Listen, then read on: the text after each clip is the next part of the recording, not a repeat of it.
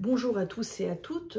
Ma question, en fait, aujourd'hui, est la question que nous devons nous poser chacun d'entre nous, hein, moi-même y compris, c'est à quoi cela sert-il d'être chrétien si en fin de compte nous faisons les choses, nous faisons en fait ce que le monde fait en fait. C'est-à-dire, par exemple, nous parlons, par exemple, un langage en tant que chrétien, un langage grossier. Si nous nous comportons aussi grossièrement, par exemple, avec les autres, si nous ne respectons pas, par exemple, les autres, si nous contrevenons, par exemple, à la loi volontairement, c'est-à-dire qu'en fait, nous commettons des infractions, par exemple, en tant que chrétien, nous volons, ou que sais-je.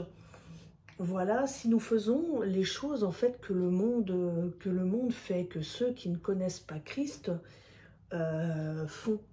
Après, je ne dis pas que le monde, ceux qui ne connaissent pas Christ, volent, contreviennent à la loi, sont vulgaires, etc.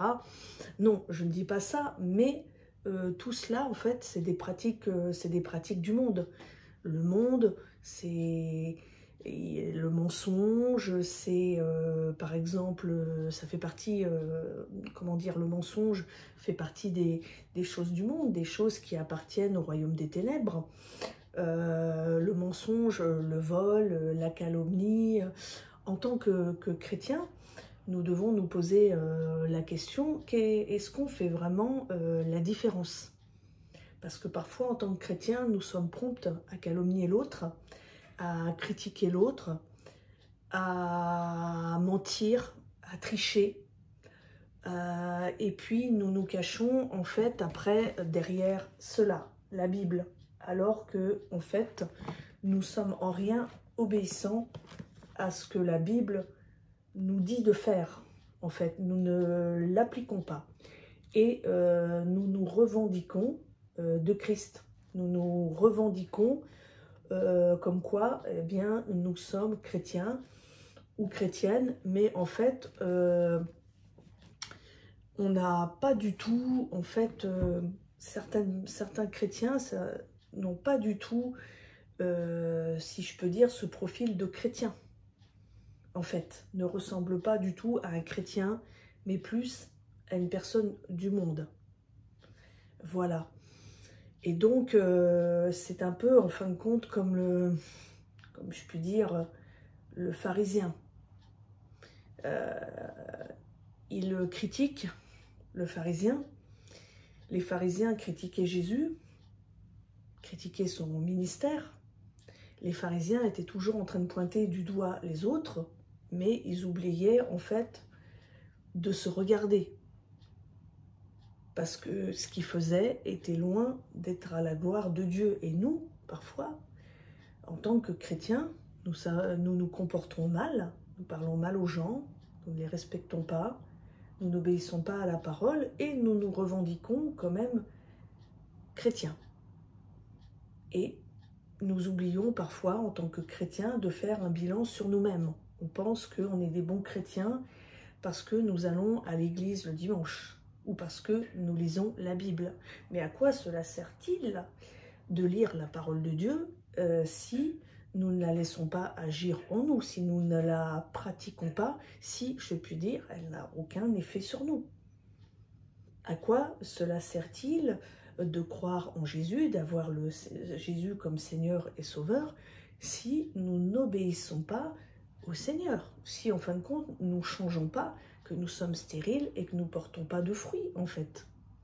Parce que on a décidé de vivre comme dans le monde, si je puis dire, et faire ce que le monde fait.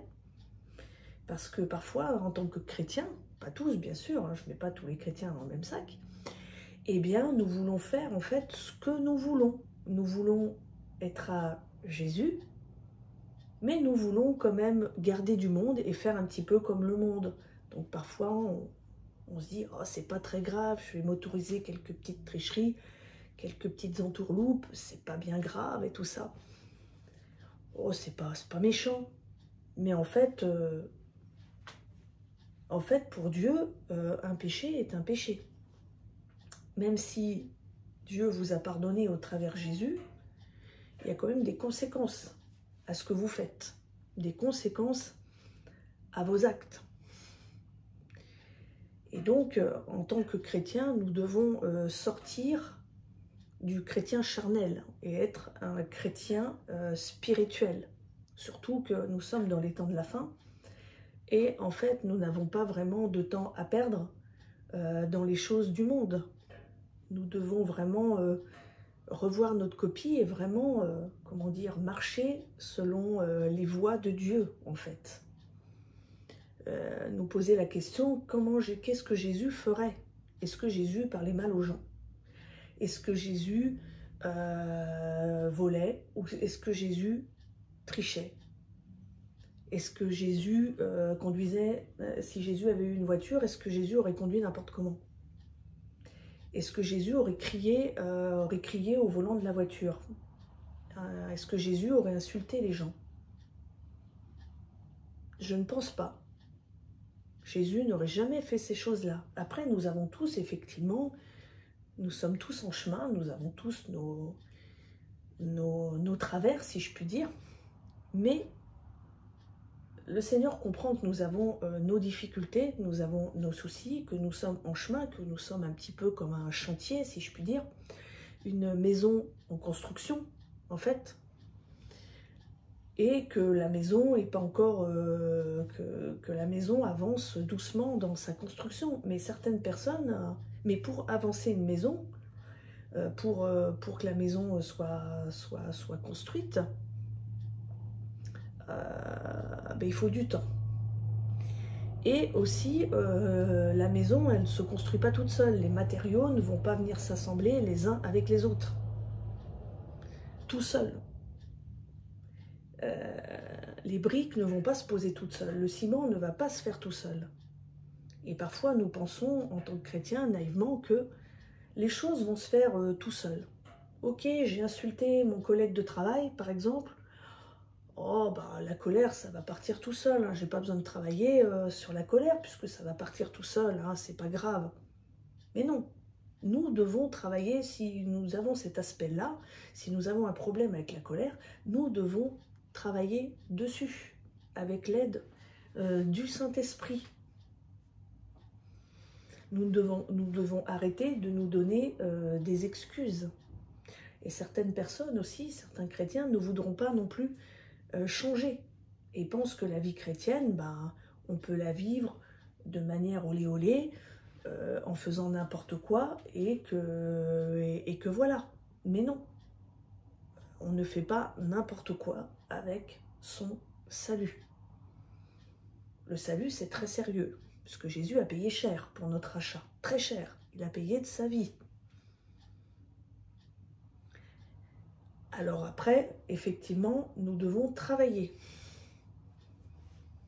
Mais nous ne sommes pas seuls pour travailler justement sur les choses que nous avons à corriger. Si par exemple nous avons un problème avec la colère, un problème avec le mensonge, un problème quelconque, que ce soit un problème de caractère ou autre, eh bien, il suffit de le vouloir. Le Saint-Esprit va nous aider. Mais il suffit de le vouloir et les choses ne viendront pas toutes seules comme ça. Il faut aussi faire notre part. Si vous voulez que le Saint-Esprit vous aide, il faut aussi faire votre part. Et ne pas continuer dans la même lancée. Si vous savez que vous êtes sur un mauvais chemin, que le chemin est trop biscornu, eh bien, vous devez faire en sorte, vous devez solliciter le Saint-Esprit, vous devez travailler dans le sens pour que le chemin progressivement se redresse. Et ne pas rester où vous êtes, en fait. Mais chercher à vous améliorer et à aller de l'avant. Si vous ne voulez pas progresser en tant que chrétien, par exemple, Si vous voulez rester un pied dans le monde, faire ce que vous voulez, faire les petits trafics, par exemple, comme certaines personnes du monde le font, etc., eh bien peut-être que vous n'avez tout simplement pas vraiment rencontré Dieu. Parce que quand on rencontre vraiment le Seigneur, eh bien on a un désir de changer. Après, je ne dis pas que lorsqu'on rencontre Dieu, lorsqu'on fait une rencontre avec Jésus, que tous les problèmes s'effacent et que, en fait, nous n'avons plus rien à faire et tout est réglé, tout est, voilà. Et que nous n'avons plus de travail à faire sur nous-mêmes, etc., avec l'aide de Dieu. Non. C'est pas un coup de baguette magique et tout s'efface. Nous avons un chemin à parcourir, en fait. Et cela se fait progressivement. Alors ça se fait plus ou moins vite chez certaines personnes, plus lentement chez d'autres. Mais il faut le désirer, il faut désirer le changement. Quand on est vraiment à Christ, on veut ce changement en fait. On ne peut pas être au Seigneur et ne pas vouloir un changement dans sa vie. Ne pas vouloir autre chose que le monde en fait. Voilà, c'est ce que je voulais vous dire donc cet après-midi. Donc voilà, nous devons vraiment aspirer à changer. Et en fait, le Seigneur est là pour nous aider justement à changer. Sa parole nous transforme. La parole de Dieu nous transforme. Elle produit toujours son effet. Mais il faut aussi le vouloir. Il faut aussi, comment dire, faire les choses. Poser des actions. Ça ne viendra pas tout seul. Mais le Saint-Esprit est là, le Seigneur est là. C'est lui qui transforme les vies. Et vous savez, il faut appeler les choses à la matérialisation. Parce que Jésus, il a déjà tout fait, il a déjà tout accompli sur la croix. Il a déjà pris vos maladies. Par exemple, il a tout pris à la croix. Et par la foi, les choses se matérialisent. Si par exemple, vous êtes malade, vous allez confesser que vous êtes guéri par les meurtrissures de Jésus et le prendre par la foi. Et la guérison va se matérialiser dans votre vie. La maladie va s'enfuir. Mais si vous confessez le contraire, je suis malade, bien, n'imaginez pas une seconde que vous allez guérir en ayant un langage comme ça. C'est dommage puisque Jésus a tout pris à la croix et vous ne le confessez pas, en fait. Vous ne le prenez pas par la foi comme quoi c'est déjà fait. C'est dommage. Mais nous sommes tous en chemin pour apprendre. Même moi, je suis en chemin. Je suis en chemin et il y a encore du chemin à faire et même beaucoup de chemin. Je ne suis pas rendue au bout. Voilà. Mais il ne faut pas lâcher. En fait, il faut que vous continuiez votre marche avec Christ. Il ne faut pas lâcher parce que la victoire, elle est déjà là, en fait. Elle est déjà là. Et puis, n'oublions pas que Dieu nous a donné le vouloir et le faire. Nous avons cette capacité de choisir, de faire le bien ou de faire le mal. De choisir le bon chemin ou le mauvais chemin. Il nous a donné son esprit pour que nous puissions être guidés, justement pour faire les bons choix, selon le cœur de Dieu. C'est à nous de faire le choix. Soit on écoute le Saint-Esprit, soit on ne l'écoute pas. Mais c'est dommage de ne pas écouter le Saint-Esprit. C'est dommage de ne pas vouloir la transformation ou de rester sur la marche sur laquelle nous sommes. C'est dommage aussi de, comment dire, d'ouvrir des portes au diable. Également par des attitudes et des comportements qui pourraient être réglés si seulement nous faisions confiance à Dieu, si seulement nous avions une intimité avec lui, si seulement nous faisions appel au Saint-Esprit, si nous posions aussi les bons actes, si nous faisions les bonnes choses.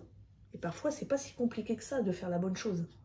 Mais il faut que nous puissions le vouloir et que nous le voulions. Surtout. Il faut que nous le voulions.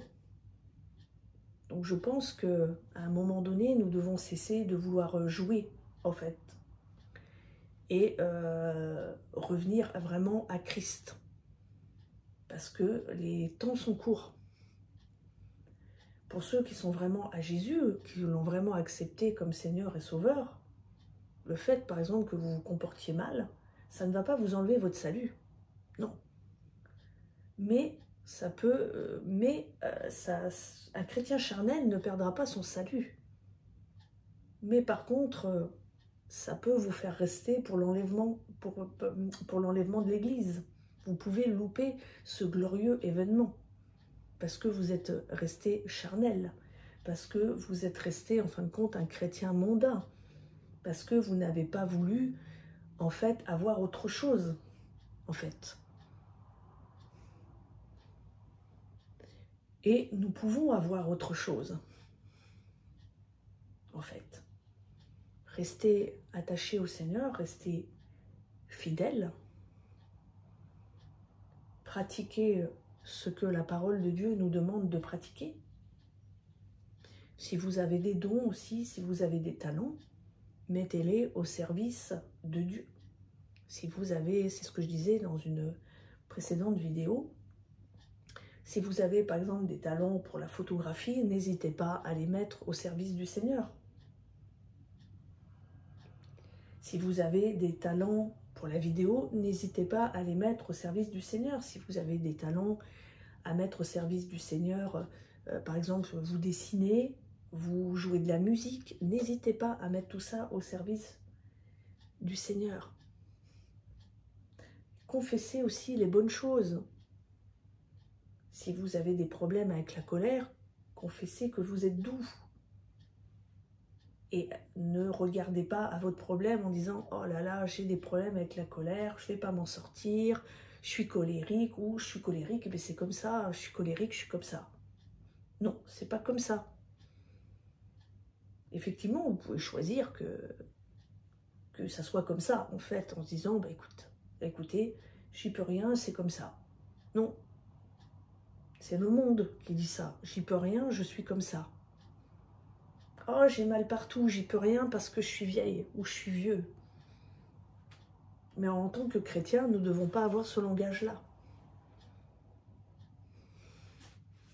Je dirais que c'est tout un apprentissage. Nous sommes sur le chemin. Mais désirez vraiment plus. Accrochez-vous au Seigneur. Ne perdez pas espoir.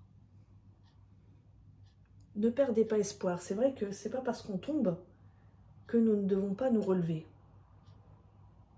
Si vous êtes tombé, vous êtes mis en colère, vous avez insulté quelqu'un, par exemple, entre autres, eh bien ne restez pas là-dessus en vous culpabilisant, en disant « Ah là là, j'ai encore fait ceci, j'ai encore fait cela ». Demandez pardon au Seigneur, repartez d'un bon pied sur une page blanche. Ne vous culpabilisez pas parce que ça ne sert à rien de se culpabiliser en fait. Ça ne vous apportera rien. Mais vous pouvez changer par le Saint-Esprit. Aspirez à changer, à être une bénédiction pour les autres. Nous devons apporter un plus dans la vie des autres. Nous devons être une valeur ajoutée dans la vie des autres et que ça ne soit pas le contraire en fait. Si nous sommes des pierres d'achoppement pour les frères et les sœurs, ou si nous sommes des pierres d'achoppement pour ceux qui nous entourent, et vraiment, c'est qu'il y a un problème et nous devons travailler sur les problèmes. En fait, nous devons être une valeur ajoutée dans ce monde. Voilà. Donc, c'était ce que je voulais vous dire aujourd'hui. J'ai peut-être été un petit peu longue. Cette vidéo, donc, je crois qu'elle concerne tous les chrétiens, hein, et elle me concerne aussi, hein, plus que jamais. Nous sommes tous concernés par cela, en fait. recherchons la transformation. Je vous souhaite à tous une bonne fin de journée et à bientôt sur Hello Lam.